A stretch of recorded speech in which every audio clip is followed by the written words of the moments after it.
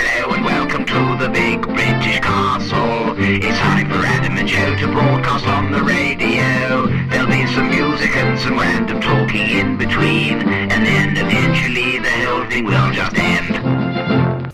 That was Mykonos by the Fleet Foxes. And is that actually about the Greek resort? I don't know. It's one of those records where the sound is so melodious and pleasing. I've never actually focused on the lyrics. Right. I don't think I've focused properly on any Fleet Foxes lyrics. No, do you ever do that with a band? I'm not a big lyric focuser anyway. Really? I'm not really fussed. I don't know what they're on about. They could be, I don't know, singing about anything. Yeah. Anything? They could be just singing about anything. Boy George. Exactly. And his bed bondage bonanza. Oh, my goodness. That's disgusting. We shouldn't be playing records like that. No, take it off the playlist. Yeah, it's a disgrace. Hey, this is Adam Buxton. And my name's Joe Cornish. Welcome to our radio show here on BBC Six Music on a miserable, stormy Saturday morning. It is in Londinium, anyway. It's clearing up a little bit, though, isn't it? Is it? I hope so. I'm really damp. I cycled in this morning, and I'm absolutely soaked and covered in little bits of mud and scume. Oh, careful. From the road. Boy George will get excited. That's not fair on poor old Boy George. He's going off to prize on. Why not? Have you seen the bloke who he got? No, listen, I don't know anything about the case, so I shouldn't go into it in too much detail. He's easily excited. All I know is that he stopped painting his wattle. I know. He realises that people rumbled his brilliant scheme of painting his neck black. To give himself a jawline. People realised it wasn't a real shadow. I know, it's a shame, isn't it? It's a good tactic, a shame. Though. So listen, folks, we've got an exciting and packed show for you coming up. Within the next hour, we'll be resolving Song Wars. I think, sorry to interrupt you, but go ahead. I believe we've had the highest number of votes of all time. Is that correct, Charlotte Guzan? Charlotte Guzan is our sexy votes compiler. She gets upset because her surname is pronounced Guzan, but Joe insists I like to call it Guzan. I like to call it Guzan. I like to call her Guzan. Come on, give her the dignity of... So we've had a lot of votes for the Australian Song Wars, and we will be telling you who won within the next hour. Also, of course, we've got Text the Nation and lots of great music, like this track... From the Fugees. Oh, yeah. This is No Woman, No Cry. One time. He's holding himself back from the one times there, isn't he, Wyclef? Thankfully. That was the Fugees with No Woman, No Cry. Adam and Joe here on BBC Six Music. And how did you enjoy our holiday in Wales together, Adam? Which one was that? It's an email from Patrick in Ledbury. He says, on the subject of dreaming about the two of you, I have had a recent experience that might be worthy of a mention. I was, earlier in the year, on holiday in Wales when I was taken ill with a throat infection. I did have my laptop with me and thought it would be comforting to listen to my collection of your podcasts. I found it very difficult to sleep, and after listening to your podcast for hours on end, I found myself in a strange half-sleep world in which the three of us were inhabiting. We went fishing on the river, shared a bunk bed, climbed mountains, enjoyed a few pints of ale, and generally had the perfect Welsh holiday, one which I was missing from being ill. Oh, isn't that nice? That's very nice. We've been on holiday with Patrick in Wales. Oh, let's do it again, Patrick. I'd love to. Had a great time. The weather was good. I don't like ale, though. Next time, can I just have Well, you lager? were drinking a lot of it, considering you don't like it. Listen, I was out of control. I tried to snog Patrick. Did you? That's why I don't drink ale too much, because it makes me try and kiss men, and I don't want to do that. The way you said that sounded as if you did a lot of kissing men. Well, that's what I'm saying. I'm trying to hold back on the whole thing, So have you ever had this problem, Joe, with newfangled roll-on deodorant? Do you use Is that a new deodorant? brand of roll-on? Well, it's a type of roll. Yes, it is a new brand because it's newfangled. It's to begin with, you're familiar with roll-on deodorant, right? Yes. It's got a ball and it dispenses the liquid deodorizing fluid by It's like a giant biro. Exactly. And you stick it under your arms there. Under your arms? Yeah. Anyway, you can stick it almost anywhere, and it deodorizes. I didn't realise. Deodorizes that area. Yeah, it's amazing. You should really try it. Also, the only problem with the roll-on deodorant, and I favour the roll-on because it's better for the planet, but is that it gets a bit crusty. Right? You can get crusty deposits if you haven't used it for a day or two or whatever on the top of the ball there. Are you upset by the terminology? Terminology is getting revolting. So the manufacturers of a certain brand of deodorant have tried to deal with this problem by upending the whole container and selling upside-down roll-on deodorant. So what they've done is they've flattened the cap of the deodorant and they sell it already upside down. Printed the text on it the wrong way up. Yeah, exactly. So essentially what you've got, it's like the upside-down ketchup bottles that you can get. You know, in the olden days, you would get right way up ketchup. Now you can get upside-down ketchup that's always ready to dispense, you know. And so the same logic has been applied to the roll-on deodorant. But the problem is now, they've solved the crusting problem, right? There's no crusting, which is nice, so you don't have to kind of start spinning the ball manually in order to get the juices flowing. Oh, my God. But the only problem is now that sometimes you just get like a whole load of gloopy fluid that's collected in the cap when you open it in the mornings, right? I'm gonna be sick. So you get a whole kind of plume of gloopy goop that goes all over your body in the mornings. I just wanted to share that with you. I was really hoping So, sorry, what's the punchline? Oh, don't start. No, that I'm not. again. I just need to make it clear. You get a whole lot of gloopy gunk. Yeah, and you get covered in goop. Goop. It's like the spittle from the alien queen in Alien. Right, because they've changed the consistency of the substance. No, they've upended the container to solve the problem of crusting. I was hoping that when I was going to tell the story, you would go, yay! Yeah, that's Yay! right, man. I get that Yeah, too. The I'm so gloop. glad somebody's finally exposed Exactly. the gloop. That's right. Oh, brilliant. Instead, you go, what's the punchline to this? In a very unhelpful way. I'm sorry, it's a confusing story. It's early in the show. You wait. When you start using deodorant, The images you painted in my head were not to do with deodorant. because of the words crusting and ball and residue. Yeah. All right. And our conversation about Boy George. Let's have a free play The right images now. are all merging in a filthy, confusing way. It's your brain Not problem, fully then. awake. All right. Okay, here's a free choice. Now, this is the first... I've themed my free choices this Right. week, Joe.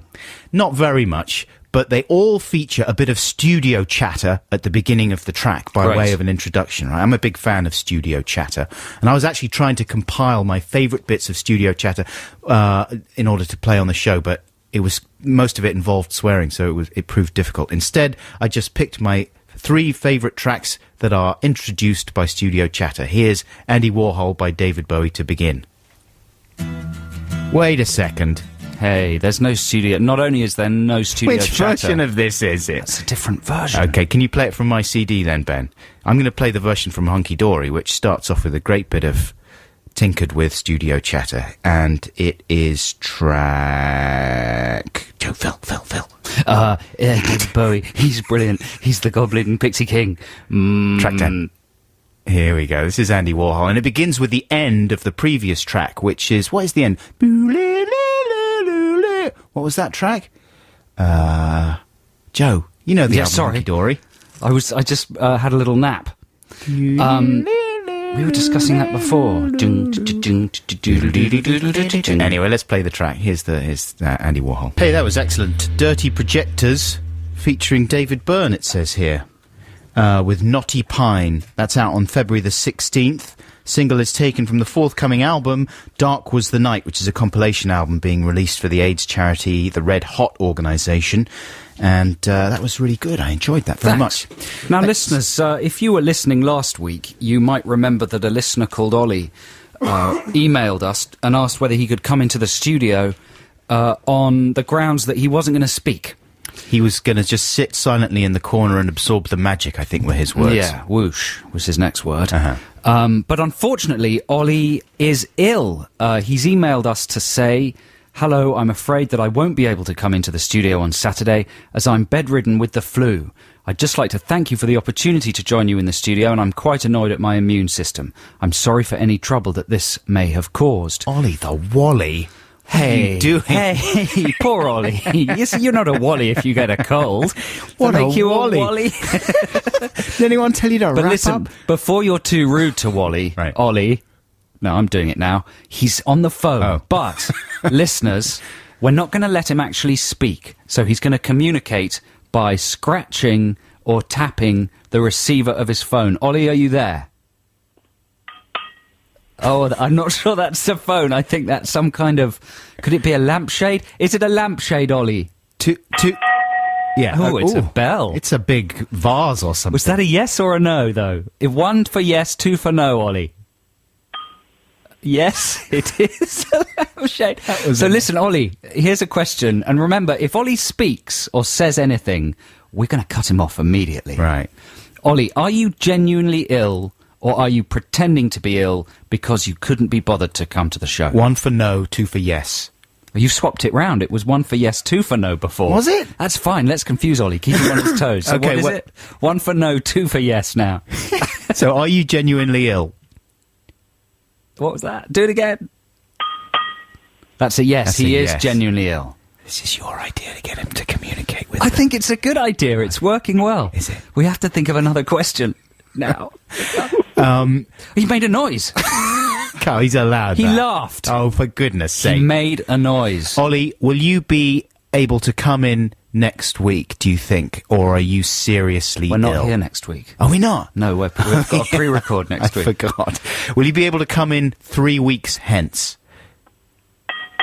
That's a yes. That's a yes. Okay, well, we can look forward to seeing you then. And, Ollie, is the nature of your illness fairly mild, would you say? No, he's seriously ill, but he's going to be able to come in 3 weeks' time. Ollie, we're really excited about seeing you.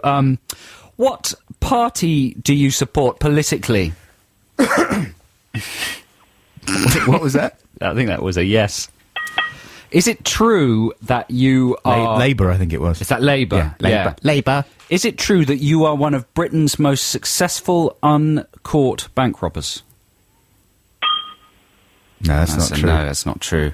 I'm trying to trick him out. I'm trying to make him speak. How can we make him speak? Trick him into speaking. Do you Just say something so provocative. Do a lot of people call you Ollie the Wally? No. Listen, Ollie, you've done very well. I don't think we can make you speak. We're incapable. Thanks for tapping to us. And hopefully we'll see you in a few weeks. Get well very soon. Yeah, take care of yourself. A little happy tapping That was from Ollie. thanks.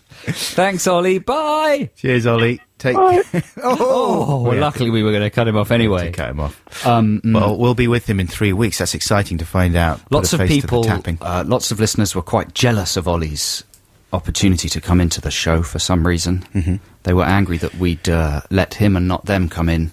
So now they might be upset that Ollie has not turned up. We let him slip by pretty easily as well. We punished him in a way, you know. We woke him up and made him pay attention this early in the morning.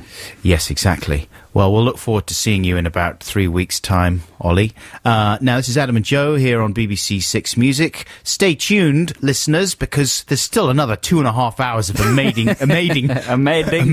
radio fun. And in a second, there's going to be the results of Song Wars right after the news. I did a video for my Song Wars song. So someone's emailed in. Yeah. I wonder, let's check how it's doing, because I only uploaded it last night. It's my first widescreen YouTube video. Wow. You know, there'll probably be something about it on the news. Yeah, here it is. That's the Pet Shop Boys with It's All Right. This is Adam and Joe here on BBC Six Music, and now... It's time for Song Wars, the war of the songs. A couple of tunes by a couple of prongs. Which will you vote for? Which one is the best? We're putting our songs to the listener test, so check it out. So last week, listeners, the theme of Song Wars was Baz Luhrmann's extraordinary epic new film Australia, starring Hugh Jackman and Nicholas Kidman, which we recommend that you rush out to see if you've got almost nothing else to do. You'll need a whole day. Yeah. You'll need a whole day to get to to book your tickets, get The to morning the to cinema. get there, the most of the afternoon to watch it, and then the evening to get over it. Yeah, you need to prepare a lunch or a meal that you'll have during the performance that you'll take with you to the cinema. You need warm clothing, some bedding, and a comfy seat of some kind to sit in if the cinema you're going to is not going to provide that. So, let's find out who won, shall we? And Joe's basically was a more... Mine was, you know, we got a lot of emails about these, and some people were berating Adam for covering Rolf Harris. Right. for stealing a melody, but I think a lot of our listeners are too young to realise that mine was completely purloined from a Kim Wilde single. You actually used the track. Yeah, I used the track and the melody from a Kim Wilde single called Cambodia. Yeah. So we were both plagiarising. But we did get, I think, more votes than we've ever got before. 207 votes, right? Which is quite amazing. So here we go. Let's find out who's won. It's in a special BBC envelope this week. Oh, it's tense. It's terribly tense. Joe has 32%. Adam has 68%. Giving Adam's Yes! Australia song the win. Look Yes! at that. He's genuinely excited. I'm genuinely... You Real know what? I would have excitement. been absolutely gutted if I had lost this week. You think? Yeah. Because you reckon your song was the superior Well, effort? I don't know. I think your song probably was the superior You know, effort. it just took me a long time. Also, I was worried because I really did like yours, and when I was listening to it in the podcast, yours was the one that stuck in my head, mainly because Kim Wilde's Cambodia. It's a strong melody, isn't it? It's a better one than mine one. But I tweaked my Australia song a little bit because it wasn't finished was the other thing. Last week I didn't feel that I'd quite finished it. So I tweaked it somewhat. And are you going to read out another email there, Joe? I'm or- just looking at some of the Song Wars emails. A lot of people liked your didgeridoo rhyme. No, your wobbleboard rhyme. Right, yeah. And the didgeridoo noise. I think that's what did it. And a lot of people were angry that I walked out When did you walk out? of the film. Oh, I see. I know. I was thinking, when you admitted that, I was thinking, yes. That's going to do me a few Well, favours. when you people see the film, you'll understand why I left. I'm surprised, though, that you did Joe Films Cornish. Really? Yeah. I told you it's because I will watch the rest on DVD, I'm sure- bringing my overall I'm investment in the global film industry to double. It's still what bad. normal people It's pay. bad celluloid etiquette, and then to admit it. Ooh, to admit it on the big. I think I would have been better off lying about it. Yes. Yes. Well, here's the winning song, listeners. What's this called? It's just called Australia, Australia song, yeah. Would you like to hear a story?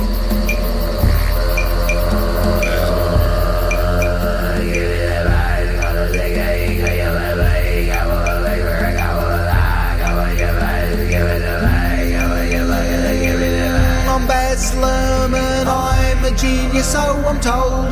My films will really blow your mind, especially if you're 6 years old. My latest is an epic lump that's called Australia. It cost a lot of wonga and I hope it's not a failure.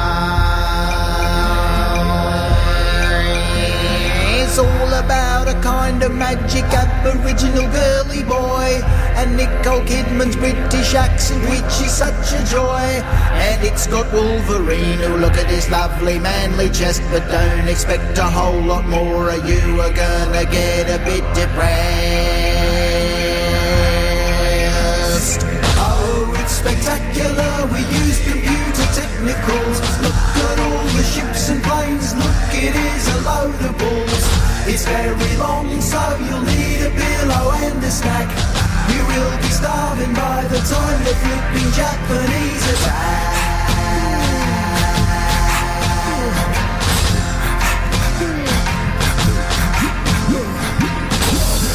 I'm so overboard. I'm so overboard.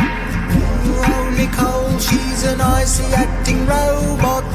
And look at Huge, I can't believe the pecs he got.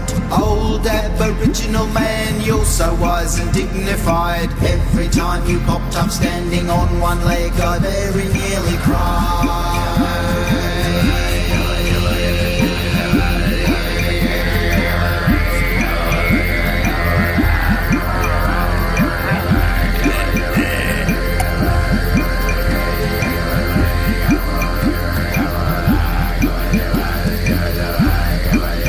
There we go, back to the outback. We go as the sun goes down. That's my winning Australia song. Thank you very much to everyone who voted in Song Wars this week. We really appreciate Yeah, it. thanks a lot. As always, I think justice was done. And I've got a video How for that arrogant. track. That is a little bit arrogant, isn't it? Yes! I did a video for that track. You're clearly very threatened by my Quantum of Solace video on YouTube. Yeah, a little bit. So Adam has made a similar... I use the word similar to make it sound like you're copying me.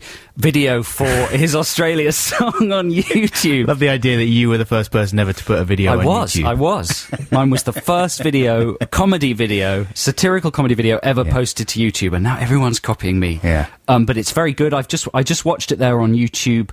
I was kind of had it in sync with the song playing there, and there's some beautiful animation there. And if you want to see Adam's Australia song, simply type Sontum of Qualis into YouTube and click search, and get my video up over 720,000. Thank you.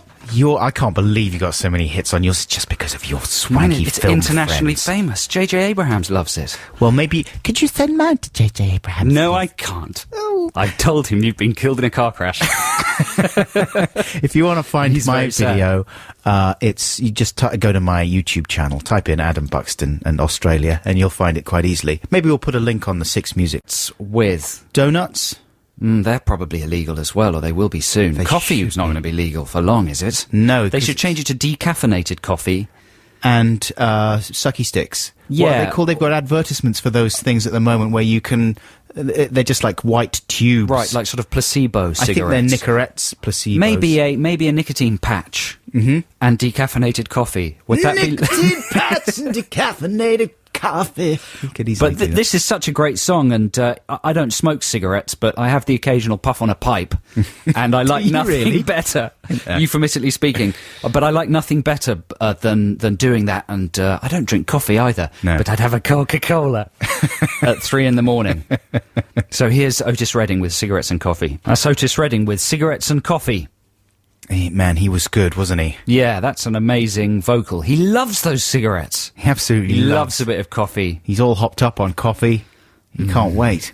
That's a shame, isn't it, that it's all illegal now and you have to go to hell if you indulge in either of those things. It is a terrible shame. But never mind. Never mind. There's other things. There's white plastic tubes to suck on and lots of fizzy drinks. Now, we've got a trail coming up right now and it says Franz on it, so that's going to be Ferdinand-based, surely. Do you think when people say Franz Ferdinand now, I mean, most people would think of the band rather than the... Archduke. Archduke, yeah. I would hope that Franz Ferdinand, and this connects slightly to your teacher baiting last week, are brilliantly introducing kids to the idea of that segment of history. And when Yeah. they're taught about, the start of the First World War, Yes. they get excited because they think about it in terms of contemporary rock. What was the name of the guy who assassinated him? I don't know, but he was a member of the Red Hand Gang.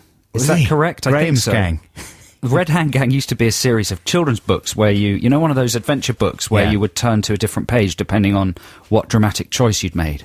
So I think that's how I used to remember it. I used to think I'm remember right the in name of saying. the assassin and I can't recall it. Oh, have a think, have a stink during this exciting trail. Lena Lovitch with Lucky Number here on BBC Six Music. This is Adam and Joe on a Saturday morning. That was a session recorded for John Peel's show on Radio 1 on the 21st of November 1978. November.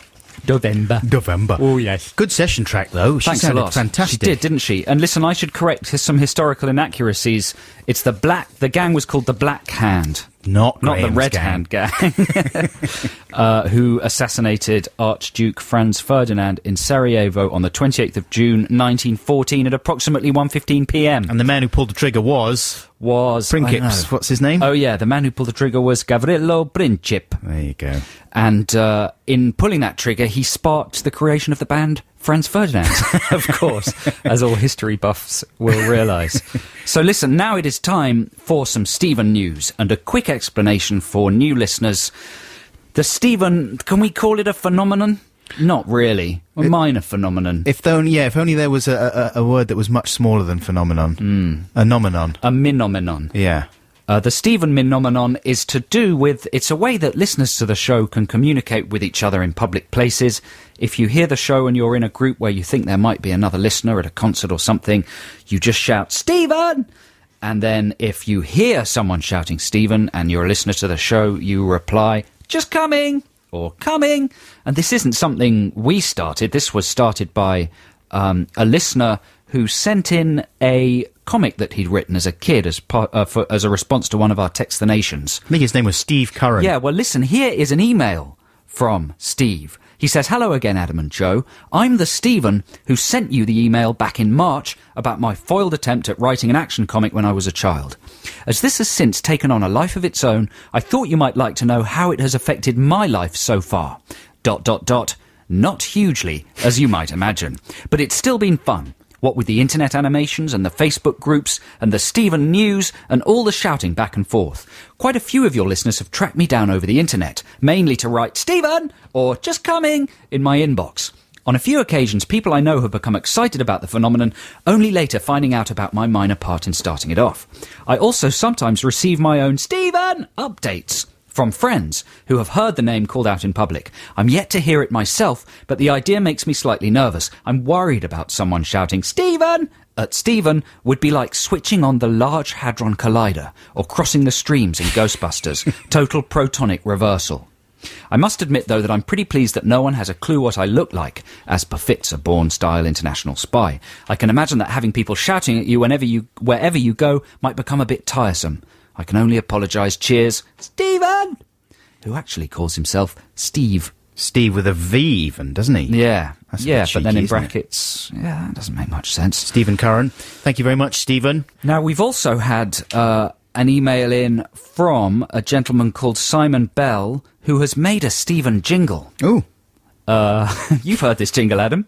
Yes. Haven't you? Yeah, he's done a great job. He's chopped up loads of old... He chopped up loads of old... chopped up loads of conversations that we had about the subject and put them on a song. And what songs he put... This is a song that lots of people have tipped us off about, right? This is Alice Cooper.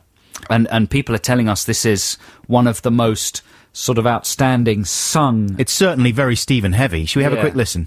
Yeah. I must be dreaming, please stop screaming. I'm in trouble! Stephen! Stephen! Stephen! Yes! Stephen! Stephen! Hang on, that's coming.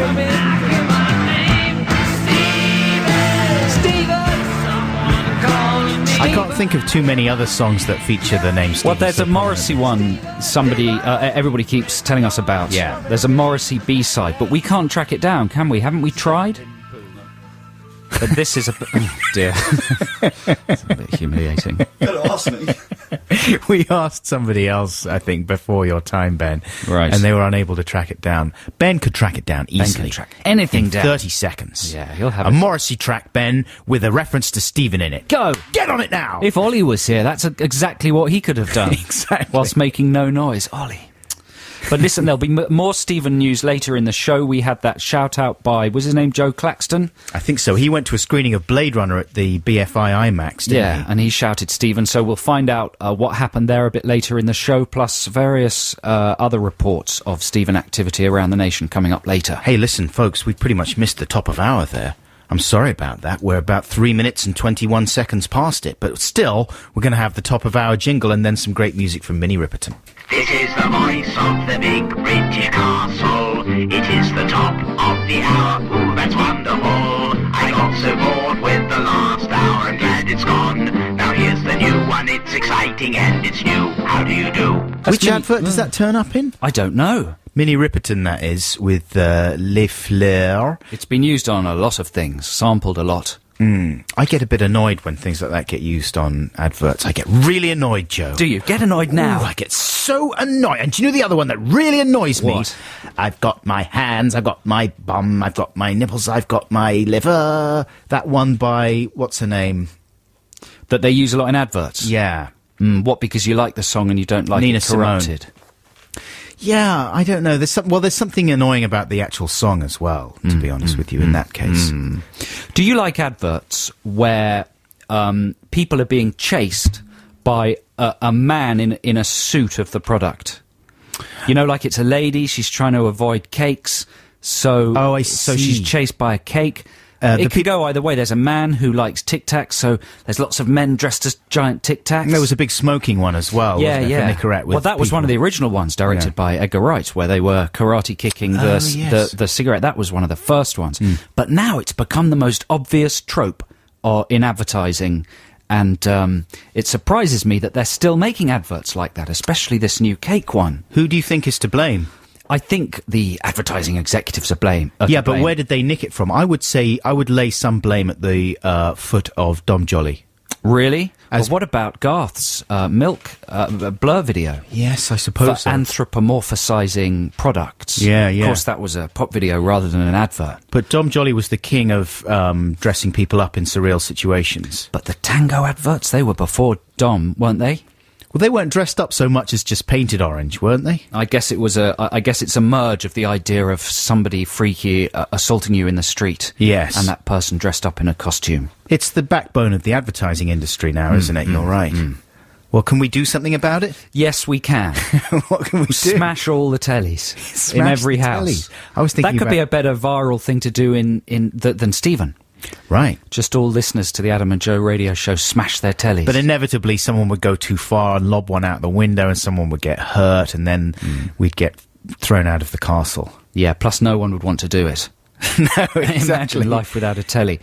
Well, you could throw away your old non-digital tellies. Yes. That would be nice, wouldn't Dangerous, it? though. Yeah, it would be very dangerous because they're so big. Can you kick in a plasma telly in the way that you used to be able to kick in a telly? It would be much less satisfying, No, wouldn't it? because old tellies had a vacuum in them, right? The cathode ray tube with a proper vacuum. That and it one would really explodes. Pop and burst. That's why rock bands chuck them out of hotel windows. Exactly, good times. Like a giant light bulb. Not anymore. Obviously, we're not encouraging anyone to No, do this. it's You'd a have stupid to be thing to insane. do. But no, why would you want to smash in a HD plasma TV? Would be no fun at all. Also, you would think that toxic things would leak out of there. It's a very stupid idea, and it would be stupidest really idea I've ever irresponsible to heard. encourage it. You're grotesque. Oh, you're an idiot. Here's James Ewell with No Surprise. Text the nation. Text the nation. What if I don't want to? Text the nation. But I'm using email. Is that a problem? It doesn't matter, text. Yes, it's time for Text the Nation. It's the part of the show where we talk about a thing, and then you, our faithful listeners, respond with your texts and emails. The number for texts is 64046, and the email address is adamandjoe.6music@bbc.co.uk. Wow. Yes, I remembered all that. I wasn't even looking at a piece of paper. That's fantastic. Thanks well very done. much. I've really been trying because it worries me that I can't remember things like this, and I can't remember people's names a lot as well, and my wife keeps hassling me about it and saying, you're just a weirdo and there's something wrong with you, and I really think there might be. So I'm worried about it, and I've been really trying to remember the She email called you a address. weirdo. Yeah. Is that the word she uses? Creep, she called me. Creep, Yeah, really? yeah. That's quite hurtful. It is a little bit. It's quite an unsettling thing to be called, because it's sort of so vague. Yeah. You know? I'd be quite upset by that. I am upset as well, because I am a bit of a creep. Creepy weirdo. Man, she knows. She's got you by the short and curlies, hasn't she? She does. She's got one little curly. The long and tufties. So, Text the Nation this week is about film remakes. Specifically, films that you wouldn't think needed to be remade, which one day, inevitably, will be remade. This is inspired by a trip to the cinema that I took with my son the other day. I talked about it when we went to see Bedtime Stories. But one of the trails before the movie was for the new Pink Panther 2 film starring Steve Martin, the sequel to Pink Panther 1, the pointless remake that they did a while back, which by all accounts was dreadful. I haven't seen it, but it must have been successful somewhere. Well, because exactly. They're making a sequel. Yeah, it must have done very well, because I think what they have done cleverly is just aimed it squarely at children. Right. And- and children can't discern quality, can they? Because they've got no frame of reference. Unless the parameters are really very clearly defined. Yeah. And the original Pink Panther movies used to be pretty sophisticated and genuinely funny affairs. Yes, with some quite weird flourishes in there. The Blake Edwards films, starring Peter Sellers, of course. They'd be great films that one would watch with one's dad, and your dad would be chuckling away Yeah. heartily, and you as a kid would be chuckling away. And I mean, for our generation, born at the end of the 60s, early 70s or whatever, those films were a very important part of our childhood. And they crossed, as you say, age boundaries and stuff, and they were really enjoyable, and they were a tour de force performance from Peter Sellers there, you know. And they were films that you really did not think need remaking in any way at all. You're quite right. That's the first remake that's really stepped over that threshold, I suppose, because before that, people would only remake films that were perceived as being either sort of under budgeted, Yeah. or like when they remade Wes Craven's The Hills Have Eyes, Yes. or horror films that were a bit low budget and independent. to Not begin really, with. not really driven by a star performance. Yeah. And mainly about the story. Do you know what I mean? So, for example, The Omega Man is a strange example because that is driven by a star performance, but that was remade as I Am Legend, also driven by another Very star differently, performance. though. Very Yeah. different script. But The Omega Man And not was- the same title. No, no. I think if you're adapting a book, it's kind of allowed. Yeah. Because the initial film would have been an adaptation anyway. Do you know what I mean? Yeah. But if you're remaking an original work, then that's when it gets a bit weird. And previously, studios only did it with sort of genre films or movies that weren't beloved by the general public, but just sort of niche films like little horror films. But now, the financial imperative to just make cash is too much for them, and they will remake absolutely anything and retool it for a modern audience. Because you would think with the logic with the Pink Panther remakes is that they're just missing out on a big revenue stream there. And all they need to do is cast modern stars that won't alienate a young audience who don't know anything about Peter Sellers and won't necessarily go back and invest in the originals on DVD or whatever. And they've got a whole new audience. It works, though, doesn't it? Look at the St. Trinian's remake. Have you seen that? No. Oh. Why did you go and see it? I had you to love see Russell it. Brand? Yeah, Yeah. I have to watch everything with Russell in it. Right, fair enough. It's a stinker, Yeah. but yet it's done very well. They're doing another one. Have they really? Are they really? Is it really? Yes, it is really. There you go. So I was trying to think of other films that you would think do not need remaking, but will inevitably one day be remade for the contemporaneous modern audience. The most obvious one being Star Wars, okay? Now, at the moment, this has not been... No one's even thought about remaking this because George Lucas himself keeps remaking them. Right. And re-releasing them. Yeah, you could in say he's various done it forms. himself. Yeah. And no one could do a more cack-handed job. But one day, even George will go the way of all organic and earthly things and not be alive anymore. And after a few years have passed, I would imagine he would leave strict instructions for the people on the Skywalker Ranch to keep remaking it themselves in some way to stop anyone else doing so.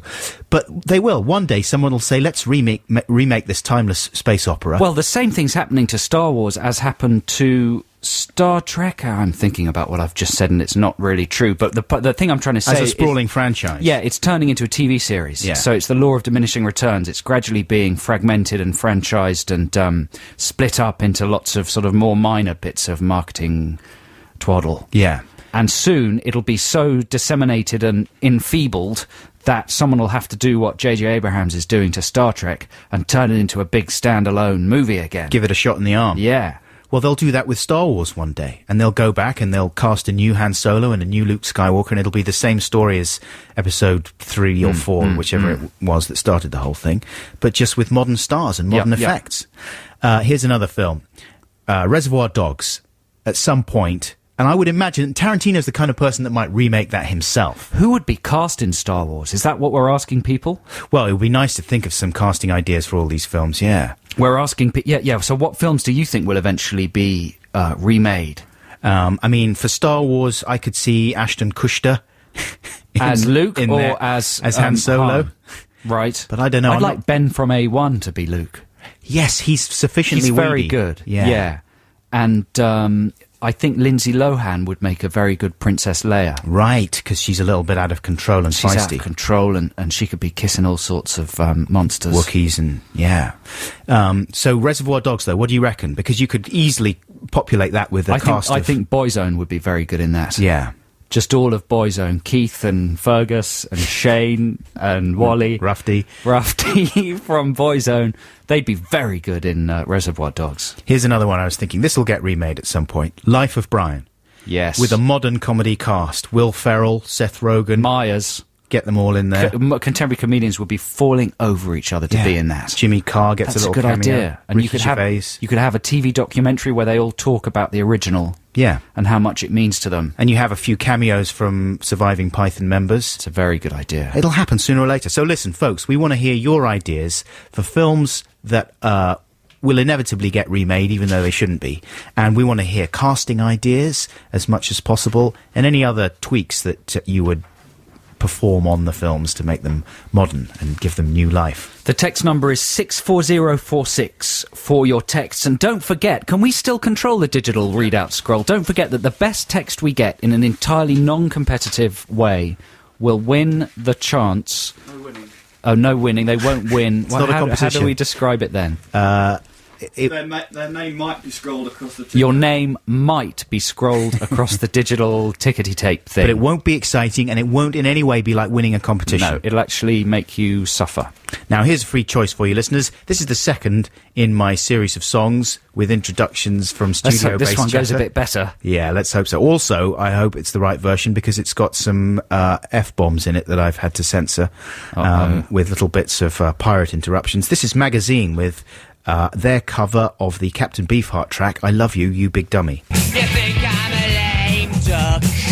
I don't give a blue. What a cake, what a nice bit of cake. Nice little bit of cake. You think I'm a lame duck? I don't give a blue. Prague Junior Fiddlers. Two hoots.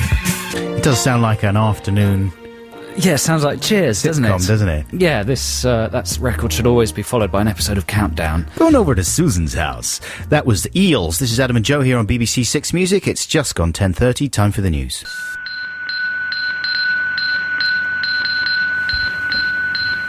Ding, ding, ding, ding, dong, dong. Spooky, spooky noises. That's The Prodigy. Was that called Omen? Yes, that's called Omen. It's out on February the 16th. It's the first official single to be released from their forthcoming fifth album, Invaders Must Die. There's a remake. There's a terrible remake. The Omen. The Omen remake. Well, that's a great shame, That's the topic for Text the Nation this week, and we'll be catching up with some of your suggestions for films that will eventually get remade, even though they really shouldn't be. This is Adam and Joe here on BBC Six Music. And Joe, you stopped watching Celebrity Big Brother. Yes, I did. What's your problem? I had a lot of work to do. Too busy. Too busy to watch the telly. Too busy for real life. But I hear it. The ratings have soared up. Have they? Someone said somewhere the other day. Like no other series, I think this one of Celebrity Big Brother started out very, very dull. Like the first 3 days you thought, this is the worst thing I've ever seen, I'm so bored. But then, quite quickly, within a couple of days, it got really interesting. And now it's pretty good, I would think. Coolio, obviously, being the dominating force and stirring it all up and getting things going and upsetting the ladies and causing a massive rift between the women and the men in the household. Vern Troyer got very drunk and rammed his... Steady on, what? He got very drunk and rammed his scooter into the door of the diary room. Is that the best? Come best on, it can do? That was exciting. That is exciting, isn't it? Ramming a scooter into a door. Well, is that as good as it gets? It was reckless. It's funny how, as Big Brother pointed out, people could have been hurt. But it's funny how when in something like Big Brother, where basically the default setting is nothing. Yeah. The default setting is a person asleep in bed. Right. It has the fart in a snooker match sort of phenomena, doesn't it? Like anything is suddenly exaggerated to being amazing. Yeah. Yeah. Like a scooter. Gently, you didn't see it, man. It was a fun little bit of... Was it funny? Action, yes. Yeah. It was a little bit funny. A little bit. But the personalities, I mean, I would say that almost all the personalities in there are in some way or other unsympathetic. I mean, there's aspects of all the people in there. Isn't the mere act of walking through the door, doesn't that make you unsympathetic? Well, do you reckon? Yeah, in my book it does. Maybe you're right. I think you've got problems if you are in the house, and slight problems if you watch it. Oh, shut your mouth, will you? It's good, enjoyable fun. Also, it says a lot about... I mean, there's amazing things going on there. I would watch an edited show. Well, that's what they are. Yeah, but once a week. Right. But the idea of watching it every night for half an hour, and we were talking the other week, an hour, is it? Yeah, yeah. Having to listen to that voiceover guy. Oh my god! Some of the housemates it are just in makes the me want house. to kill myself. Well, obviously not all of it's brilliant, but there are enough good bits in there that you keep what's watching. some more? The scooter in the door sounds like fireworks. That's the Psychedelic Furs there with Sister Europe. You're listening to Adam and Joe here on BBC Six Music. I'm Adam. I'm Joe. And you can't tell the difference between us, really. So don't worry about it too much. Well, you're the one that can string sentences together a tiny bit better than I can. Do you think? Yeah. That's nice of you to say. We've got a postcard here in the Adam and Joe postie box. It's a lovely postcard of a very frightening-looking hotel room from, I think, China or maybe Is it room Japan. 1408? It looks like it. It's very red. Anyway, it says on the back, "Dear Adam and Joe, love the show, etc. Could you possibly read out the enclosed piece of paper? My girlfriend Alex is having a baby. This is the sex of the baby as written down by the scan man. We're too frightened to look at it. If it is a boy, we will consider Stephen, but unlikely. Lots of love, Ben." I didn't really read that properly. We'll consider it, but unlikely. So he's trying to lure us into Well, he's doing him a succeeded, favour there. but yet he's sort of been a bit There's no way that he's going to mealy-mouthed, call the hasn't baby he? Stephen. Yeah. So here's the piece of paper. We're going to open it very quickly. Ben, your new offspring is a girl. It's a girl. Hey, Congratulations. Congratulations. We're happy to be able to do that for you. Hope the whole thing goes very well, and you should consider calling the girl Stephanie. Yes, because it's a beautiful name. I like you. You're not so sure about the name Stephanie. I think We it's were a talking very about it before. I think it's You've a won me really round. It is a nice name. pretty name. Yeah. Yeah. Okay, it's free play time. This is a track called Nerd Girl by somebody called MC Chris. Have you heard of MC Chris? No, is this another one of your internet discoveries? No, I went on a show on another radio station. Are we allowed to talk about other radio stations? It's called Resonance FM. It's quite a good little arty station, and they have a video game show called One Life Left, which is excellent.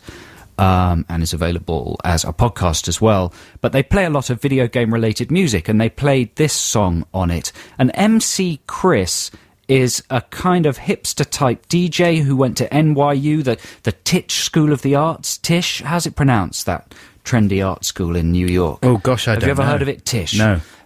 He self-releases his records. He doesn't have a label. He's a voice actor on Aqua Teen Hunger Force. Oh, that's very trendy, isn't it? Yeah, it's all super trendy. MC Chris My is all dad. lowercase. That's very trendy, isn't it? You can't write any capitals in the name MC Chris. And this is an example of nerdcore, apparently. But it's a good track, and it's chock full of pop culture references. So I'm going to see, Adam, whether you can identify some of these pop culture references. Some of the lyrics go, "There's a special kind of girl that goes to my shows. And I don't mean the groupie hose along the front row. She's more like a wallflower, like the one that Stryker sniped." Striker? Stryker? Mortal Kombat 3, I think. Ooh. Video game character. Are these all video game references? I think Emily Strange is another reference. Do you know who Emily Strange is? no. You don't know who Emily Strange Who's she? is? She's a very popular goth kind of comic character. Right. Yeah. I'm not going to get any of these. Kang. Do you know who Kang is? I want to conquer her like Kang. Oh, he's in The Simpsons. He's one of the aliens. I think that's Clang. No, it's Kang. Is it Kang? I'm sure. Maybe you're right. Maybe you're right. Cassie Lang. When you kiss like I've got Cassie Lang. one. You got I've got one. one. Do you know who Cassie Lang is? No. Scott Lang's daughter from the Ant-Man comics. Oh, I didn't know. Do you know what? Another lyric is, "There's no way I can pronounce I can't pronounce it. Neo Geo Evangelion." Is that a Matrix reference? No, that's a very famous manga series. You're making me look old and Neo weird. Geo. I like it. That's why I'm doing it. This is, you see, I've got a family. Things like this don't penetrate my family bubble. I can't refute because she's so cute, and so I suck my belly in. X23 and Helion. Odd couple to be... I'm not making it sound like a very good song. X23 and Helion. What is that? They're X-Men mutants. I thought they were like skin creams. You're not going to like this song. This is Nerd Girl by MC Chris. Yeah, that's MC Chris with Nerd Girl. I got a couple of the other references. Sorry, say how it's spelled. Spelled NRRRDGRRRL. Nerd girl. She's under my skin like a million nanobots. Yes. I know what nanobots are, right? Good, From well watching done. Star Trek. Yep. They're like tiny robots. Yeah, Nano. Nintendo DS. Yes. Yeah, my boys have got a Nintendo DS. What about she's like Annie Potts in Busters, get my freak on like I'm Egon? Egon Rone? No, come on, you know that one. Egon Sheila. No. Egon from Ghostbusters. Yes. Hey. Exactly. Oh, there you go. Thank goodness. I was Well feeling done. quite ancient. You are still officially very, very slightly young. Hooray. Now, what have we got coming up? Is it time for Textination now? Do we Or have we're gonna time? play- Look, what? How? It's like Well, 3 don't worry minutes about to the the news. top of that. It's not news at the top of the hour. It's news at the bottom of the hour. News comes at the bottom of the hour. Don't you know anything? No. Let's have the Textination jingle Yeah, then and cool. do some of them. Text the nation. Text the nation. What if I don't want to? Text the nation. It doesn't matter. Text. And Text the Nation this week, listeners, is all about famous, brilliant films that you think will inevitably and horribly be remade. And if so, how you think they'll remake them and who you think they'll cast in them, right? Another one I thought of that will get remade one day, which is a bit similar to Star Wars, is E.T. Yeah, a couple of people have texted that in. And you would think, I mean, again, haunted by the prospect of the original looking too clunky and maybe trying to stave off any remake. Spielberg, of course, did his own remake job. What? He did. Oh, he reissued it. Yeah, he reissued it. And he... there was a treatment written for a sequel. Was there? Yeah, that then turned into a book called E.T. and the Green Planet. Oh, yes. But Spielberg refused to make it. He doesn't want to mess with E.T. Well, he messed enough with his face, though, didn't he? It's true, but at least on the DVD you can get both versions. You can, thank goodness for that. And he spent all that time painting out the guns wielded by the FBI agents and replacing them with walkie-talkies. Anyway, all he's done is put off the inevitable moment when someone remakes the whole film, because it's a wonderful story. And one day, even Spielberg's retouched remake won't look modern enough. And they'll make E.T. wholly CGI, won't they? You reckon? As he is a little bit in the revised version. Yeah, but then maybe things will change, and one day there will come a time when they remake the film, but they have just a guy in a suit, or something else. I don't know. Maybe there'll come a time when the alien is a real alien, and human beings have been wiped out, so the human will be an alien in a suit. That's right. The aliens will use CG technology to recreate the humans. Aliens will make a film called Human. Brilliant idea. Let's have a text then from the audience, the listeners. Okay, here we go. This is from David Wall. He says, hello. I think this is talking about a Star Wars remake. I think Don Cheadle should play Lando Calrissian and should use his horrendous Cockney accent from Ocean's 11. Yeah, I've norsed it right up. Here's another one from Guy Sampson. He says, Dear Adam and Joe, how about the seminal Kubrick classic A Clockwork Orange, starring Jason Orange from Take That as Alex? That's a good idea. A very good idea for a film that will get remade, certainly. I mean, that's only a matter of time, a short time, I would say. Do you think, because you'd have the excuse that you were going back to the source novel. Yeah. And that would stop you from getting compared to Kubrick. Absolutely. But you would almost certainly use some Kubrick I wouldn't mind flourishes. that, you know. I'd actually quite like a remake of that. Russell Brand's bound to be in there. No, I don't like it anymore. He's modelled his whole shtick on hasn't he? Clockwork and Orange. the Bush could be in there. Yeah. That would be quite good, actually.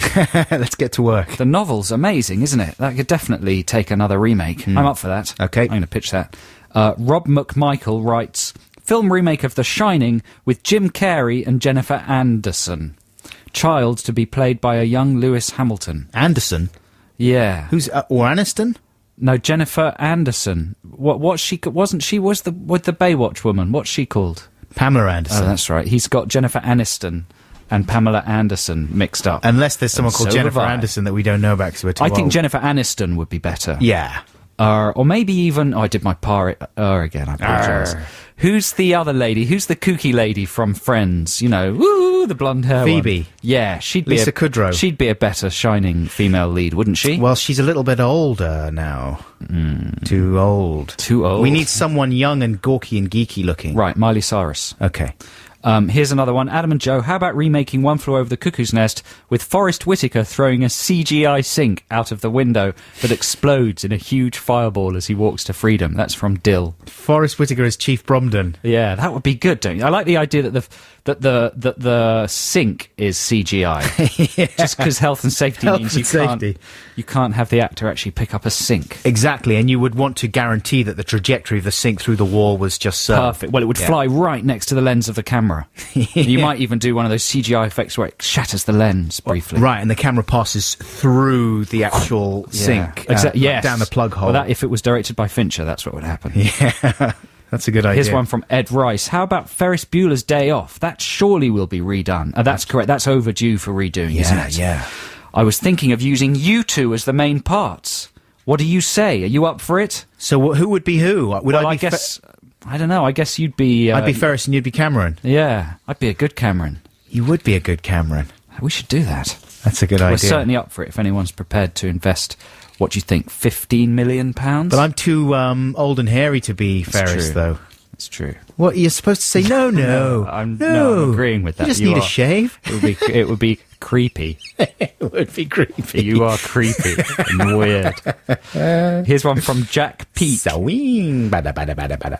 Hi there. How about a remake of the Ipcress File with George Lamb playing Michael Caine's character? Didn't mean to read that one out, really. That's a good idea, though, yeah. Lamb seems the modern embodiment of a charming Cockney man of cheeky temerity. I don't know about charming. Let's move on. Here is one from an anonymous emailer. Says, Schindler's List in glorious Technicolor. I think that's a brilliant idea. You make all of Schindler's List in Technicolor, but the little girl is in black and white. It's the big switcheroo. Oh dear. But that's not such a good idea, though, Schindler's List is legendary as being quite a hard film to watch, really. So why would you remake that? Would audiences flock to see that one?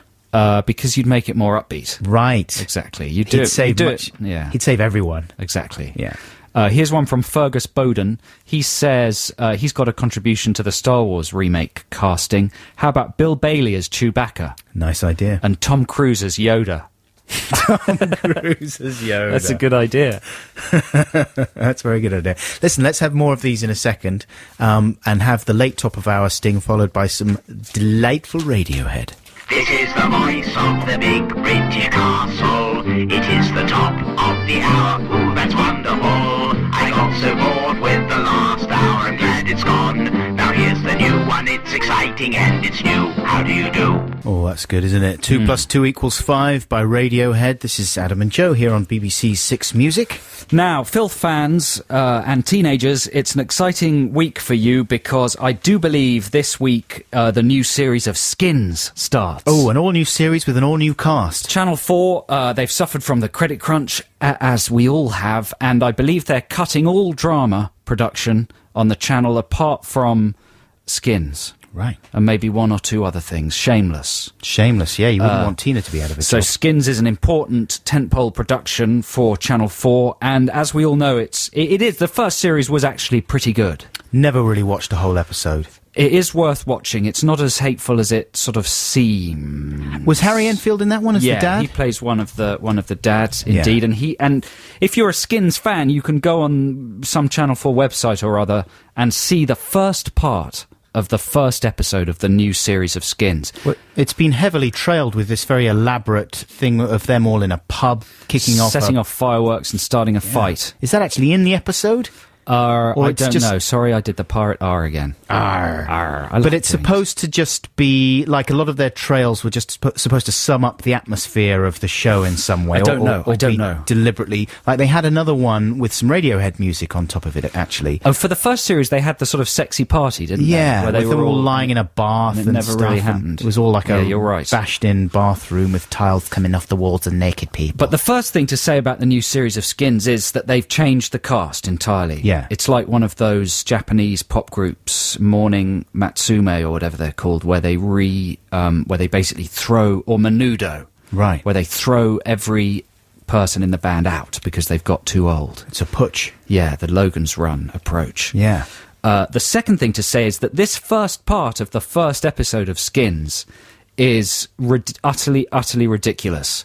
They've tried to... Ridiculous. Sexy. Yeah, exactly. Ridix. Oh, is it? No, it's absurd. Yeah. They try and cram in to this 5 minutes of telly every single thing that might possibly lure an irresponsible teenager to watching. Right. They really reckon they've got teenagers nailed in Skins. You know, it's like the ultimate carrot on a stick to get them watching. So, let me give you 10 things that happen, maybe more. First of all, there's electronic feedback. That's the first sound you hear on a black screen. Immediately, a teenager will go, "What? What's that noise? Oh, I like it." Then the digital. Digital. Oh god! And then suddenly, the image fades up, and there's a skateboard. Oof! It's a big close-up, some grotty, scrappy Converse shoes on a skateboard. Love skateboarding. Oh, it's a skateboard. Digital skateboard. I love skateboarding. What is this program? Says the teenager. Board, air flips. The next thing that happens is the skateboard does an ollie, a little jump over a dog turd. Oh, a turd. Yeah. Life's a turd. You just got to jump over it to get ahead. I like this program. What is it? Right, that's thing number 3. Digital skateboard turd. And literally, there's no separation. These come immediately hot on one another's heel. What happens next? Drugs. Boop, boop, boop, boop. He gets a text. Oh, does he? I'm texting on my skateboard. Wicked. Young people text all the time. What's the text about? He reads the text while still skating. Watch out for the turd. You don't see his face, by the way. No, Yeah. that would have been a cleverer text. No, the text says, I've just finished all your spliff. Seriously. So the guy goes, oh no, they finished my spliff. Digital skateboard turd spliff text. The teenagers are loving it. It's like an ultrasonic dog whistle to a teenager's ears. And this, only 15 seconds of this have passed. Yeah. What happens next is it pans up to reveal the identity of the skateboarder, and he is an extremely good-looking young man with razor-sharp cheekbones, a ridiculous little sort of mini beard on his chin, and a trilby hat. Which is, of course, in this day and age, a complete red rag to a bull for a teenager. Yeah. He's got a little trilby. What's got a trilby? I like him. Digital skateboard turd spliff text trilby. And what happens next after he's reading, you see that trilby hat as he reads the text. And do you know what he does next? He drops the F-bomb. Does he? Yeah, the first word said in the new series of Skins is the plural of the F-bomb. Double F-bomb. Yeah, so swearing immediately. Again, the teenagers, they love to swear. They love to hear the swearing. If you have more than one, I'll write it down for you. Yeah, that didn't really make much sense. Oh, that I one. see. Yeah. Right. People who... Like truckers. Yes. Yeah. Okay, so only 20 seconds have elapsed at this point. The teenager is already completely engaged with what's happening. Loud guitar music kicks in. Yeah. Yeah, so immediately now your teenage viewers are super excited, trembling, getting the shakes. Digital skateboard turd spliff text trilby swearing indie rock. Exactly, that's what's going on in the viewer's head.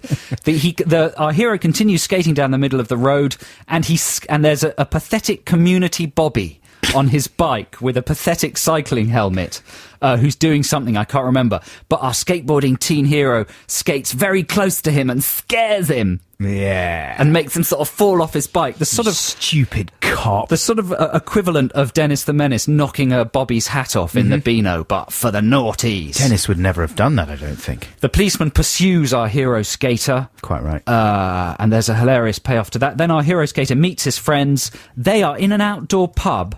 In the morning, this is. Skins is set in Bristol, so they're in some outdoor, like, cafe in Bristol, and they're drinking beer and smoking large jazz cigarettes. In the morning? In the morning, in the open, in public, and they're swearing to And it's each not other. even Christmas. No. And they're swearing non-stop to each other. And they look like a couple of... can I just say winkers?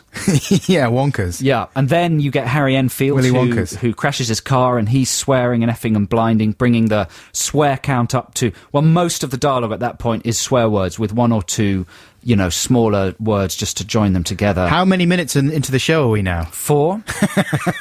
And the next exchange includes the words nipples, breasts, and bottom. Yeah. They see a girl, and one of them talks about her nipples, breasts, and bottom. Digital skateboard turd spliff text trilby swearing indie rock community police ponds pub lady. Exactly. It's all That's in like there. a menu of everything teenagers are interested in. Right, teenagers? Yeah. I think a better series... I mean, the first thing to say is what else could you possibly put in there to attract idiotic teenagers? It's casual murder? A sort of consequence-free stabbing. Yeah. Yeah. They love that teenager. Oh, I accidentally stabbed her. It doesn't matter. It's legal now. I want some drugs. Illegally downloading MP3s? Yes, that would have been good. On his mobile phone Yeah. as he skated. If you can think of any more stuff that we could that they missed there in Skins. I was trying to think of new characters for Skins, but then I started thinking about what a more sensible series for teenagers would be about, because it might occur to both Channel 4 and teenagers that a lot of young people aren't actually like that. What? And that they wouldn't necessarily aspire to that sort of lifestyle. Yeah. And and it might be wrong to portray teenagers behaving like that as an aspirational package. Not wrong, but just slightly irresponsible and lazy. Yeah. perpetuating certain awful modes of behaviour. So what about a series just called Pens? Right. What Which- happens in Pens? Not much. They're very nice teenagers. They might have one or two very tame drugs occasionally at a party. Tidy their rooms. They tidy their rooms. They like to know a person a lot before they kiss them or sleep with them. One of them's into long distance running, gets up very early in the morning Yeah, to train. They've both got it. They've all got exams coming up, Yeah. mocks coming up, and they really are trying to knuckle down because they realise how important it is to get good grades. They absolutely love their mummies and daddies. They love their mummies and daddies. They spend a lot of time studying and reading. Yeah. And do you think that would be good? Yeah, they read like historical novels all Yeah. the time, and they talk about it. Yeah. Dostoevsky and that kind of thing. Yeah. I like that show. I think that show would maybe cater to a larger slice of the teen population. Surely, if we can't get E4 to make Pens, I'm sure BBC Three will. That's got to be on the agenda. This is Adam and Joe on BBC Six Music. It's time for some music. Here's Paul Weller. That's Paul Weller with All I Want to Do Is Be With You. And you're listening to Adam and Joe here on BBC Six Music. Yeah, last week, and we're going to do some Stephen news now. Last week we had an email from a listener called Joe Claxton, who announced to our listenership that at last Monday's screening of the director's cut of Blade Runner at the BFI IMAX on the South Bank in London, he was planning to shout Stephen before the film. So this was an exciting kind of preemptive email. He didn't actually say whereabouts he was going to shout Stephen, though. Where he would be in the auditorium? No, at what point? No, well, he said he wasn't going to do it during the film Right. because he has, proper respect for filmgoers and their enjoyment of the film. course. So one assumes he would do so before. Okay. But here is his email. This is from Joe. Firstly, thanks for reading my message out on the show last week. Here follows my report. I decided to call Stephen just as the lights were going down, as shouting anything during the film is a no-no in my book, and I needed some light in order to see who, if anyone, would answer. So the lights go down, and the shout is released from my mouth. Stephen! Almost immediately the response came, just coming! I looked toward the reply and saw in the fading light a bearded man who was looking over in my direction. Was that you, Adam? It wasn't. I tried to signal to him, but I don't know if he saw me. If the person who answered me is listening, maybe he could get in touch with the show. He says the film was amazing. Riddles has fixed the snake lady robot's dodgy hair wig, etc. So there we go, Joe. That seemed as if it worked well. And we do have a couple of other emails from people who were in the same screening. This is from Martin in Camberwell.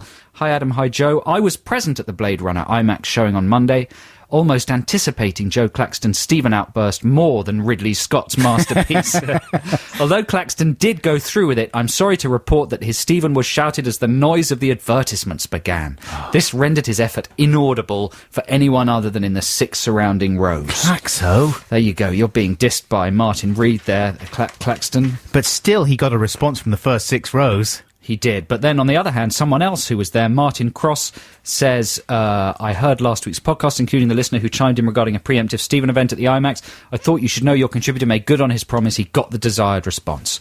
So that's good. I think congratulations are in order there, Joe. You Well must be done. very proud. Yeah, you conducted that experiment with great And efficiency. you didn't ruin anyone's enjoyment of the film.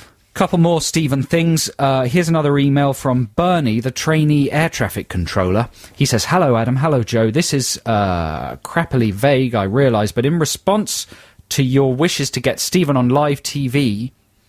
Oh, I'm convinced that earlier this week, during Martin Wolfie Adams' first-round match at the BDO Darts World Championship, somebody shouted out Stephen between throws. This isn't the email I thought it was. We got an email from someone who'd actually held up a piece of card with the word Stephen written on it during a televised darts match, and they sent us a frame grab of said darts match with the Stephen in it. So that would be the first official written Stephen in a TV show. That would be amazing. Well, if we can find it, we'll track it down and try and stick it on the Six Music website. And then finally, we've got some audio clips, haven't we? Oh, yes, this is from a film. Yeah, this is from the film Cable Guy, and people are often sending us mentions of Stephen in music and films, but this is, well, we're only going to play the best. This is, we think, the ultimate Stephen shout-out in a film. Do you know... Oh, you just said it, didn't you? You just said it, I think. Did I? Yeah. Oh, dear. It's from Cable Guy. Here it is. Where are you? I'm coming!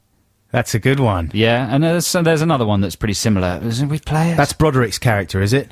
No, I don't know. Maybe, I don't know. I think that was Broderick I haven't saying, seen that I'm film coming. for years. It's not an enjoyable film to sit through. Although Some people love it. Some people think it's a turned classic, into a don't they? classic. It's got some good bits in it. Anyway, that's Stephen News. Do keep it coming in. We're not going to overdo Stephen. I think we should lay off it for a bit. Well, we're away for a couple of weeks anyway, so... Yeah. Actually, no, we got our pre-record next week, and then we've got Danny Wallace filling in for us the week after that. Right. So there you go. It'll have a rest then. Music time, though. Is this another free play? Yeah, this is the Beatles with Taxman with the counted-in John Lennon introduction intact. If you play it normally from the computer here at the Big British Castle, they chop it out. Outrageous. Won't be tolerated. Here's the whole thing. That's the Eagles of Death Metal with Wannabe in LA. This is Adam and Joe on BBC Six Music. We've had a couple of ideas of how to improve the first 4 minutes of the new series of Skins. Brad in Lewis says, as another addition to the Skins intro, our hero could look down at a list of grade U's on his GCSE paper before rolling it into a ball and casually tossing it away on the street. Or what about using it to roll a big spliff? That's a very good idea. Yeah, says Brad. And here's another one from Jonathan Stubbs, who says, I just watched the intro to Skins, a truly dynamite piece of television. I just feel sorry for the skateboarder when he has to walk up the massive hill at the end of the day, and everyone who he upset on the way down is waiting for him. That's the bit they don't show you. Thank you, Jonathan. It's now time for the news at 11:30. That was, sorry, Adam. That was Ladytron there. And I'm not talking about the record, I'm talking about the voice you just heard was Ladytron's. I am Ladytron. What was that song called, Ladytron? And that song was called International Dateline. Will you come home with me, Ladytron? I will come home with you, you are attractive. Thank you, Ladytron. Ladytron likes you. Do you mind if I break you?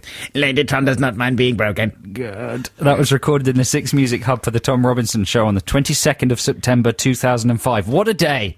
Oh. Now listen, sorry about that. That sounded like I didn't really mean it. Well, I hope you didn't. Viral news. That would be another thing you could have at the top of Skins, is a little viral somewhere on the phone. Yeah.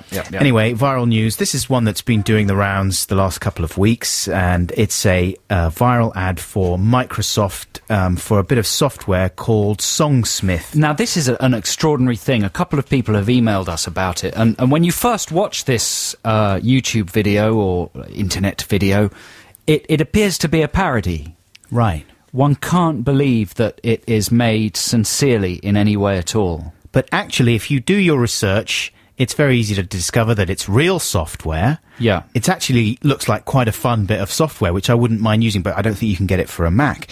It basically promises to automatically construct a backing track once you've sung a tune into a computer. So basically you just sing over a drum pattern, and then it just fits the appropriate chords in various styles to your tune that you've sung in there. We could really do with something like that for Song Wars. It'd be great. But I don't think you can get it for a Mac. I might be wrong. Anyway, so it seems like a real ad, but it's hard to figure out what Microsoft's advertising plan is, because most recently they've been responding to the Mac versus PC ads, which of course were terrifically successful for Mac, and trying to gain back some of the ground that they felt they lost. Mostly successful for Mitchell and Webb. Yeah, mainly Mitchell and Webb were delighted about it. But you know what I mean? They seem stung by the idea that PCs have been characterized as nerdy and stuffy, and they're trying to regain some of that lost ground with the hipsters. But they've done it with some pretty rubbish ads. Like they had an ad recently, I think it's still running in fact, with people sort of saying, yeah, I might not be super trendy or anything, but I'm a PC. I'm not what you'd call hip. And then there's another guy saying, I'm a human being, not a human It's as if they're victims. It's as if the Mac marketing men have actually insulted and, you know, been reductive about a certain strata of the population. They're seeming... they're standing up for their rights as human beings and their self-worth. And there's a sense that they're... It's like a political ad, almost. Yeah. There's a sense that they're celebrating their shortcomings. Yeah. And their ordinariness. Which is entirely absurd. You know, it's a silly way to go, generally.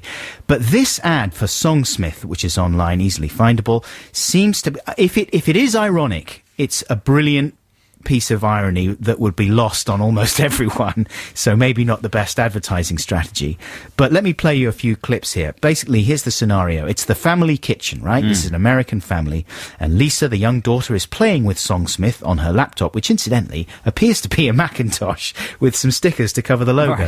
Right. While her dad is in the background fretting about a jingle that he has to write for his job in advertising, and the jingle is for a product which is glow-in-the-dark towels. right? So here's the first clip. I'm supposed to come up with a campaign for glow-in-the-dark towels.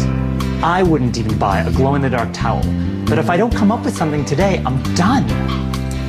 I'm singing with my laptop, making up new songs. What are you doing, Lisa? I've never heard you sing. I'm making songs with Songsmith, Dad, 'cause it's the cool new thing. You're writing music? When did you learn how to write music? Well, there's so many worrying things about that. The first of which is the father's never heard his daughter sing. And how old is she? About 10? No, she's about 12 or 13. About 12, and he's never heard her sing. No. And he merely says that so that they can rhyme it with the word thing. That's not a great attention to the reality of the mise en scène, is it, really? No. So a bit later on, that Lisa then explains how the thing works, and she basically explains in the medium of Songsmith, and here's the clip right now of her doing that. You sing into a microphone while the drummer plays along. And then when Songsmith makes the music, you're on your way to a song. You can choose the style, you can set She's got a lovely voice, doesn't she? and the chords will match what you sing. You can change the music as much as you like. So it really is your thing. She's got a really bratty kind of American Broadway child actor voice, hasn't she? Super confident and noble and don't mess with me, otherwise I'll sue you, kind That's of. right. Not a note out of place. It's good for Songsmith to work with. Yeah. So Dad is absolutely bowled over by this, and he swipes the laptop from Lisa, and he takes it to work and gets to work on his own glow-in-the-dark towel jingle, right? And remember, of course, if he doesn't come up with something today... It's a stern boss, right? He's done. There's a stern boss, there's someone else pitching, the meeting's going badly. Exactly. It looks like they're going to lose the account. Well, here's the jingle that he comes up with. Songsmith, huh? Well, my band has said my hang songs on, have one been a clip little... back. The jingle that he comes up with is number... Oh, I'm sorry. Yes, I had it the wrong way Clip around. confusion. It's number 4. Let's hear the jingle. No, I'm sorry, Ben. I'm all over the shop here. Play track 16. You know what? We'll cut this bit out of the podcast. Yeah. So in the podcast, we'll it'll reorder sound it. so super smooth. Yeah. Glow-in-the-dark towel jingle, take 1. Sometimes it's dark, but you still need to get dry. Our towels rock, oh yeah, you can see them anytime. That's pretty impressive stuff, isn't it? The correct response, if you pitched that as a jingle in any marketing meeting, would be get out. Yeah. Would be security. Exactly. Brian, can you call security, please? Now, Mr. Hawkins, are you having a mental breakdown of some kind that we should know about? Is there something wrong with your family at home? Why are you using software that's clearly for the under 5s? This is an international toweling company. We got a lot of money invested in this, and you're treating it like an episode of Bob the Builder. Well, you're going to find out how the meeting went shortly. Oh. But before that, there's a groovy chap, who looks a bit like M. Night Shyamalan. Yes. Who is looking over Dad's shoulder as he composes the jingle. He's in a Starbucks. All this action happens at tables in a Starbucks in the street. Yeah. And so this random guy walks up with a little earring in his ear, looking kind of groovy, yet nerdy. And he says, oh, wow, you're using Songsmith. Looks easy to use. It's a Microsoft thing, right? And he announces that he's in a band. So he's excited by the positive potential. What he actually says, sorry to interrupt, but he says, it's Microsoft, right? So it's easy to use. Yeah. Because everything Microsoft do is easy to use, right? And so then he goes back home and he gets to work composing his track. This is track 15, Ben. Let's have a listen. Songsmith, huh? Well, my band has said my songs have been a little stale lately. Maybe this is just what I need. So he's in I don't wanna write another boring love song. This is his song. Wow. Don't wanna write the kind of tune people sing along. So help me find a way to move my groove on. Songsmith, you can be my number 1. Nice. Wait a second. I mean, he's being very lyrically aggressive. Yeah. His voice is too powerful, especially the way he says, groove. Microphone. Is there an amplification system powerful enough to actually pick up that voice? That's going to be a good moment, though, isn't it? When he comes into band practice and unveils, listen, guys, it's cool. I'm going to take us in a slightly new direction, and I think it's going to be really great for the band. It's music for toddlers. I think Killfist are really going to start going places as a band once we start playing this new track. And it's exciting. And then he would get beaten up and the band would disband. Anyway, meanwhile, the Dad has gone home and he is debriefing with his wife about how his meeting went after he unveiled his amazing jingle. So here is that scene with his wife, which concludes this amazing Songsmith ad. 17. This is smooth, isn't it? How did your meeting go today? Did the bosses like your ad? Well, honey, thanks to Songsmith, it was the best they ever had. And also thanks to Songsmith, now we're singing all the time. And what a happy home we'll have with every word in rhyme. So that's the bit that probably makes you think, actually, this has got to be a spoof, surely. Don't you think? Yeah, the bit where it cuts to the daughter at the train station running away from home because she's so ashamed of her parents. That's not real, though. That's not real. Well, it's very peculiar It's indeed. troubling. I mean, I would love to know for a fact what was going on in the minds of the people that conceived that ad for Songsmith. Whether they really thought, yeah, we'll do it like deliberately cheesy so that it'll be funny and it'll have 2 layers. It'll tell people like how the software works, but also it'll be like an instant viral hit because people will think it's so cheesy, which is probably how they think. Don't you? I agree. I'm just... or do you think they were just morons? I don't know. It's very, very, very hard to tell. Yeah. I think the way that the guy, the M. Night Shyamalan lookalike guy, tries to convince you that Microsoft products are easy to use signifies that it is actually sincere. Oh, yeah. Because they're trying to get genuine, sort of straight product points. Absolutely. No, the main thrust of the ad is selling the software, which, you know, did a good job on me. I want to... But that was good, man. It was good. And can I congratulate both you and Ben for dealing with the complicated fact that neither of you knew which clip you were going to play. Yeah, sorry about that. It was my fault. So that was fun. I like the silences and then the sudden random numbers being mumbled. 17. This is a free play from me. This is the Ohio Players with You and Me. Yeah, that's the Ohio Players with You and Me, and what a lovely military breakdown in the middle of that song. Yeah, it's nice. Good to hear a bit of marching band action bit of unexpectedly order popping up. Hey, listen, just before we conclude Text the Nation, I just have to tell you that I've been fired, Joe. Really? From this station? Yeah. For the way you didn't order your clips properly in that last link? There was that. I mean, there's all kinds of things it could have been. I know. The main offence was saying that it was John Lennon doing the count-in on Taxman. Actually, it was George Harrison. Quite a lot of people emailed in to correct you on that. So I've been fired, and also they're going to cut my arms off. Good. Not for the clip thing. No, they're going to glue them to the weatherman so he can point at more clouds. Extra clouds. Let's have a quick Text the Nation jingle, Ben, if that's okay. Text the Nation. Text the Nation. What if I don't want to? Text the Nation. It doesn't matter. Text. Text the Nation this week is about remaking very famous films and who you would put in them and what you would do with them and stuff. We'll get through these pretty quickly. Here's one from Mark Sandell. He says, how about a remake of the first Mad Max film? You can be a studio boss here, Adam. You've got to commission these. You've got to give green light them. Yeah. What do studio bosses sound like? Yeah, okay. I'll talk like that. That's exactly what they sound like. Yeah. How about a remake of the first Mad Max film? I'm sure that idiot Colin Farrell would jump at the chance to play Max. Farrell, I like it. It's a go project. There you go. He also says Tron could probably use a bit of a facelift also, but of course, that's in production. They're doing it. Are they? Live action Tron? Yes, but I think there's the number 2 instead of a T in the title. Well, it was live action before with noodles, wasn't it? With a lot of noodles, a lot of pasta.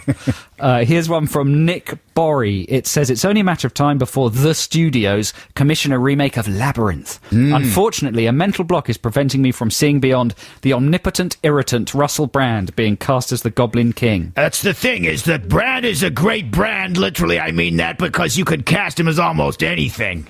So I like it. It's a Go project. Yep, good. Here is one from Simon Reason. It's a good name. He says, "Hi guys, I'd like to see Ricky Gervais take his Hollywood career to the next level by taking on the Ned Beatty role in a remake of Deliverance." That is a frightening mental image. Lots of people might like to see that. Here is one from Bob Sheffield. Oh no, sorry Bob, to disappoint you, I'm not going to read yours out. I didn't read it properly. Steve in Penzance says, "Hi guys, how about The Graduate remade with Mrs. Robinson, played by the winking Anne Robinson?" That would be enough to wither the will of any man, wouldn't it? They did do a kind of... They did a sequel to they did, didn't they? Yeah. With Aniston. Yes. There's another pirate R just to make people annoyed. Have people been complaining about it? We got a lot of emails about the way I've stopped going R and started going R, which is something that our friend Louis used to do, Theroux, that I was impressed by when I was young. I thought I like the way Louis goes R. And all you have to do is do it like a pirate out of the bottom left-hand side of your mouth, and it's really rewarding to do in the middle of a conversation. I think that's people nice. hate it. Don't stop. Diggory Laycock says, "How about With Nail and I with Jim Carrey and Adam Sandler? They would go on holiday by mistake in the wilds of Malibu. Their subtle acting techniques would surely ruin the remake." Good idea. I like it. It's a Go project. There we go. More time for more? Just one more. One more. I got to do a good one. Oh, stay tuned, listeners. Someone suggested Will Ferrell in a remake of Blade Runner. That's right, yes, as his first serious role. I can't find it anymore. That's it, folks. We've run out of time. Thanks very much to everyone who texted and emailed. We will be away next week. However, the show will be pre-recorded, and it's a cracker. We pre-recorded it yesterday. So, yeah, there'll be some confusing time slips in it. And don't forget, of course, the podcast will be available from Monday evening. Stay tuned for Liz Kershaw, and have a great week. Thanks very much. Bye.